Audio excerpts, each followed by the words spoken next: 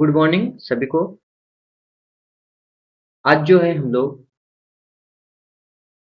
Diploma का syllabus discuss करेंगे। ठीक है। सबसे पहले सब्जेक्ट जो है आपका फंडामेंटल ऑफ मैथमेटिक्स सेमेस्टर 1।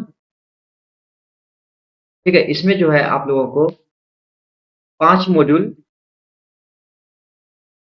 का पढ़ाई करना है। ठीक है। इसमें 5 मॉड्यूल में आपका आ जाएगा algebra, trigonometry, coordinate geometry, differentiation integration और मैट्रिक और डिटरमिनेंट। इसमें जो है आपको कुछ बेसिक टॉपिक दिए गए हैं। कुछ टॉपिक के बारे में ही आपको पढ़ना है। ठीक है। तो देखते हैं क्या क्या है। तो फर्स्ट मॉड्यूल जो है आपका वो अलजेब्रा है।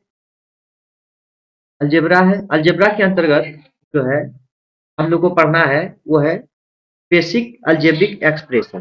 Basic algebraic expression. ठीक है। मतलब कि बेसिक अलजेब्रिक एक्सप्रेशन क्या होता है उसके बारे में पढ़ना है। साथ साथ लीनियर अलजेब्रा और क्वाड्रेटिक इक्वेशन को भी पढ़ना है और पॉलिनोमियल फैक्टरिंग और binomial theorem and its application. मतलब बाइनोमियल थ्योरम और उसके एप्लीकेशन के बारे में भी इसमें पढ़ना है। अलजेब्रा के अंतर्गत तो इतना ही पढ़ना है आपको।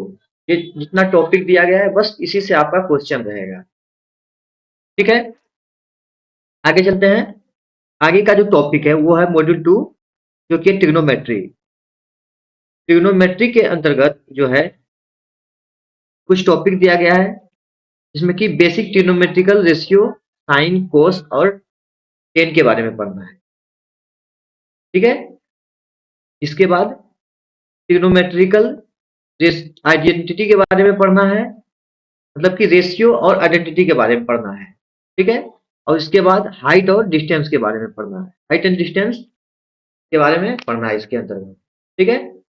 अब आगे चलते हैं। मॉड्यूल 3 जो है, मॉड्यूल 3 में आपको क्या है, कोऑर्डिनेट ज्योमेट्री। तो आपको इसमें पढ़ना है कुछ टॉपिक जिसके जैसे कि कार्टेशियन प्लेन क्या होता है, कोऑर्डिनेट क्या होता है, डिस्टेंस फार्मूला क्या होता है, मिड पॉइंट और सेक्शन फार्मूला क्या होता है, इक्वेशन ऑफ स्ट्रेट लाइन क्या होता है, finding the slope of a straight line.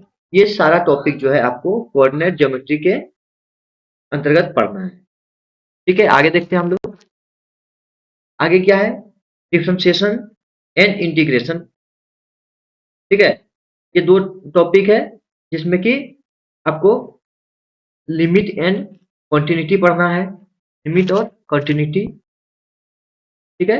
इसके बाद बेसिक डिफरेंशिएशन पढ़ना है और इंट्रोडक्शन ऑफ इंटीग्रेशन पढ़ना है। इंट्रोडक्शन ऑफ इंटीग्रेशन मतलब कि इसमें जो है आप लोग को मतलब कुछ बेसिक्स ऐसे टॉपिक्स को ही कवर करना है जो कि इसमें दिया गया है। ठीक है। इससे ज्यादा आप लोग को नहीं करना है। इसी से आप लोग का क्वेश्चन रहेगा। इसके बाद लास्ट मॉड्यूल जो है 5th मॉड्यूल जो कि है डिटर्मिनेंट्स और मैट्रिक्स। डिटर्मिनेंट और मैट्रिक्स। इसमें जो है आप लोग को सबसे पहले क्या पढ़ना है, डिटर्मिनेंट्स में कि डिफिनेशन क्या होता है डिटर्मिनेंट्स का, उसका मीनिंग क्या होता है, मैट्रिक और डिटर्मिनेंट के बीच में डिफरेंस क्या होता है। ठीक है। डिटर्मिनेंट का ऑर्डर को पढ़ना है। ठीक है। इसके बाद आप लोग को 2 और 3 ऑर्डर के मैट्रिक्स का डिटर्मिनेंट निकालने के लिए जानना है। ठीक है। जनरल फॉर्म ऑफ डिटर्मिनेंट क्या होता है, evolution of determinant, expression using row and column. Row और कॉलम का एक्सप्रेशन पढ़ना, एक्सपेंशन पढ़ना है। ठीक है। माइनर और कोफैक्टर पढ़ना है। एलि, एलिमेंट प्रॉपर्टी ऑफ डिटर्मिनेंट पढ़ना है। ठीक है। बेसिक रूल है कुछ। ठीक है। तो भी पढ़ना है। Effect of row and column मतलब कि रो और कॉलम को जब चेंज करते हैं तो क्या इफेक्ट पड़ता है उसके बारे में पढ़ना है। उसके बाद है मैट्रिक्स। मैट्रिक्स के अंतर्गत जो है हम लोग पढ़ेंगे मैट्रिक्स का डिफिनेशन को पढ़ेंगे सबसे पहले। मैट्रिक्स के डिफिनेशन को पढ़ेंगे। इसके बाद उसके टाइप्स को पढ़ेंगे। टाइप मतलब कि जैसे कि row, column, square matrix, zero matrix, identity matrix, ये सब मैट्रिक्स के बारे में हम लोग को पढ़ना है डिटेल से। ठीक है। इसके बाद मैट्रिक्स का ऑपरेशन, इसमें क्या क्या होता है, एडिशन, सब्ट्रैक्शन और मल्टीप्लीकेशन। एडिशन, सब्ट्रैक्शन और मल्टीप्लीकेशन के बारे में हम लोग को पढ़ना है।